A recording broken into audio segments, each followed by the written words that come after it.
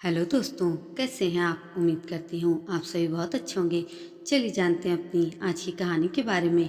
मीनाक्षी और मदन में बहस हो रही थी। तुम खुद ही बताओ कि कोई भी बहू अपने ससुराल को छोड़कर दिवाली मनाने भला अपने मैके जाती है? तुम किस दुनिया में रहती हो? मीनाक्षी बोली, पता नहीं।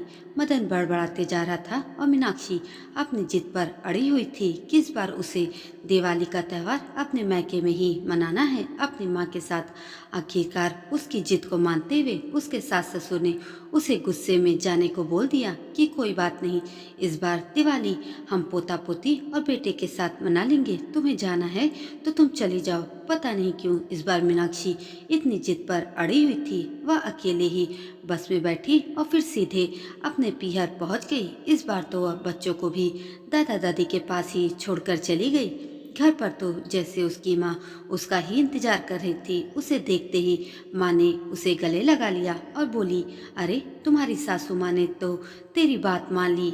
मैंने तो ऐसे ही मजाक में कहा था। अपनी शादी के बाद से तुमने एक भी दिवाली हमारे साथ नहीं मनाई है, तो इस बार एक दिवाली हमारे साथ मना लो। तुम्हारे सास और ससुर बहुत ही अच्छे हैं मीनाक्षी, जिन्होंने तुम्हें मैके में दिवाली मनाने भेज दिया।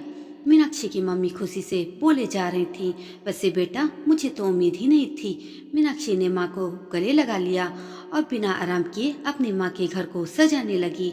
माँ के आंगन में सुंदर रंगोली बनाई, माँ के तुलसी के गमले को रंगों से रंग दिया और पूजा घर को साफ करके फूलों से सजा दिया।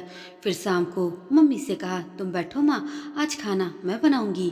आलू की रसेदार सब्जी, पूरी, रायता और खीर बनाकर रख दी। मिठाई में अपने हाथों से काजू कतली बना पूजा के लिए मंदिर में रख दी। माँ ने कहा, अरे मीनाक्षी, तू तो सारे काम में बहुत निपुण हो गई है। सारा काम तुमने अकेले फटाफट कर लिया। पहले तो तुम कभी भी कुछ नहीं करती थी, मैं अकेले ही सारा काम करती थी। मीनाक्षी मुस्कुराते हुए अपनी माँ से बोली, अरे मम्मी, तब तुम्हारे लाड प्यार ने बिगाड़ रखा था मुझे। अब सासू माँ का राज है तो सब कुछ सीख लिया। ससुराल में थोड़े ही कोई तुम्हारी लाडली को प्यार करके बैठा के खिलाएगा। ओह, तो ये बात है? माँ मुस्कुराते हुए बोली। मीनाक्षी ने पूछा, भैया भाभी आएंगे क्या? नहीं मीनाक्षी, उन्होंने तो मना कर दिया है, लेकिन मैंने तो सभी के लिए खाना बना दिया माँ। कोई बात नहीं बेटा, कल दोनों माँ बेटी दिन भर आराम से बातें करेंगी। वैसे तेरे भाई ने बताया था कि इस बार हम दिवाली बेंगलुरु में ही मनाएंगे।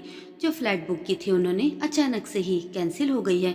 माँ, क्यों कैंसिल हुई? पता नहीं बेटी, मैंने कारण भी नहीं पूछा। चलो कोई बात नहीं माँ, मैंने दीदी को बुला लिया है, वह भी अपने ससुराल से मैके आ रही हैं। अरे वह तो आती रहती है मेरे पास, बहुत ध्यान रखती है। जब तुम दोनों भाई बहन अपने परिवार में व्यस्त होते हो तो वही तो मेरी देखभाल करती है। तुम्हारे पापा के जाने के बाद से ही उसने बेटे का फर्ज निभाया है। मीनाक्षी इमोशनल होकर बोली, माँ, दीदी को ससुराल बहुत अच्छी मिली है। जीजा जी दीदी को यहाँ आने के लिए कभी भी मना नहीं करते। यह कहकर मीनाक्षी चुप हो गई। शाम होते ही उसकी बड़ी बहन सताक्षी भी आ गई। दोनों बहनों ने छत पर झालर लगाए, माँ के बगीचे को भी झालर से सजा दिया, सारे घर में दीप जला दिए। तब घर को जगमगाते देखकर माँ बहुत खुश हो रही थी। बड़ी बहन सताक्षी ने पूछा, अरे मीनाक्षी, यह तो बता, तेरी खड़ूस सास ने तुझे कैसे भेज दिया? तब मीनाक्षी ने अपनी बड़ी बहन से कहा, दीदी, मैं तो खुद जिद करके ही आई हूँ। पति देव तो इस बार भी मना कर रहे थे कि दिवाली पर अपने ससुराल में ही दिवाली मनाते हैं। तुम उल्टी गंगा क्यों बहाने में लगी हुई हो? लेकिन मैंने जिद नहीं छोड़ी दीदी। इस बार माँ ने मुझे भावुक कर दिया। वह मुझसे बोली कि बेटा, मेरे दोनों बच्चे दिवाली पर मेरे साथ होते हैं और मुझे हमेशा तेरी कमी महसूस होती है। माना ससुराल में अपना फर्ज पूरा करना होता है, लेकिन एक दिवाली तो मेरे साथ मना ही सकती हो ना। पता नहीं अगली दिवाली पे मैं रहूं या नहीं। बस दीदी, माँ की ये बात सुनकर मेरी आंखें भर आई थी और मैंने सोचा, काम तो सारी जिंदगी खत्म ही नहीं होंगे। मेरे मरने के बाद तो ससुराल में भी लोग सब कुछ ही संभाल लेंगे, लेकिन मेरे जीते जी मेरे बिना एक दिन भी काम नहीं चला सकते हैं। इसलिए मैंने सोचा, अगर समय रहते माँ के साथ दिवाली नहीं मनाई तो सारी उम्र अफसोस रहेगा मुझे। बस इसलिए मैं हिम्मत करके अकेली चली आई। बड़ी बहन सताक्षी ने कहा, बढ़िया किया। कभी कभी अपनी खुशियों के लिए खुद ही कड़े डिसीजन लेने पड़ते हैं। तभी गेट पर दस्तक हुई। भैया भाभी बच्चों सहित घर के अंदर आ रहे थे। दोनों बहनें भाई भाभी के गले लगते हुए बोली, झूठ क्यों बोला आपने भाई? मुझे तुम दोनों को सरप्राइज देना था ना। माँ मुझसे ज़्यादा तुम दोनों को प्यार करती है तो मुझे चिढ़ होती है ना, इसलिए दिवाली मनाने मैं भी घर आ गया। क्या भैया, आप भी ना बिल्कुल नहीं बदले हो। इतना कहकर मीनाक्षी और शताक्षी दोनों ही खिलखिलाती हंसती हुई रसोई में चली गईं। दोनों बच्चे खुशी से सारे घर में घूम घूम कर सजावट देखने लगे। तब मीनाक्षी ने अपने सारे परिवार के साथ बड़ी ही खुशी के साथ दिवाली मनाई। यह दिवाली उसके जीवन की सबसे शानदार दिवाली थी। बचपन की यादों के साथ साथ बहन भाई माँ के साथ अपनी पुरानी यादों को साझा कर रहे थे। बचपन के किस्से कहानियाँ दोहरा रहे थे। आज माँ के चेहरे पर एक अलग ही आभा और मुस्कुराहट थी।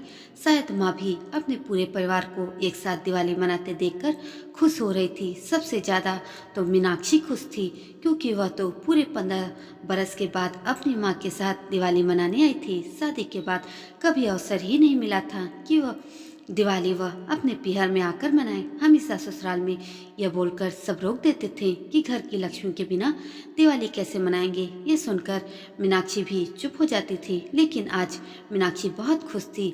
आज उसे अपने फैसले पर कोई अफसोस नहीं था। भाई दूज करके भाई बहन अपने घर विदा हो गए और माँ अकेले रह गई। कुछ दिन बाद बड़ी बहन का फोन आया, मीनाक्षी जल्दी घर आ जाओ, माँ हमें हमेशा हमेशा के लिए छोड़कर चली गई है। यह खबर सुनते ही मीनाक्षी फूट फूट कर रोने लगी। पतिदेव ने उसे संभाला। कुछ देर बाद दोनों पति पत्नी माँ के घर पहुँच गए। माँ के पार्थिव शरीर के पास बैठकर तीनों भाई बहन माँ के साथ मनाई आखिरी दिवाली की बातें कर रहे थे कि माँ के साथ वह हमारी आखिरी दिवाली थी। और आज तो मीनाक्षी को भी अपने फैसले पर अफसोस नहीं हो रहा था, बल्कि वह खुश हो रही थी और सोच रही थी कि कभी कभी कुछ लीक से हटकर भी करना सुकून देकर जाता है। अब से अपने आगे की जिंदगी में मीनाक्षी जब भी दिवाली मनाती तो माँ के साथ मनाई उसकी वह आखिरी दिवाली की यादों में खो जाती थी। दोस्तों, कहानी पर अच्छी लगी हो तो कमेंट में ज़रूर बताइएगा हमें, और मेरे चैनल को सब्सक्राइब भी कर दीजिएगा। धन्यवाद।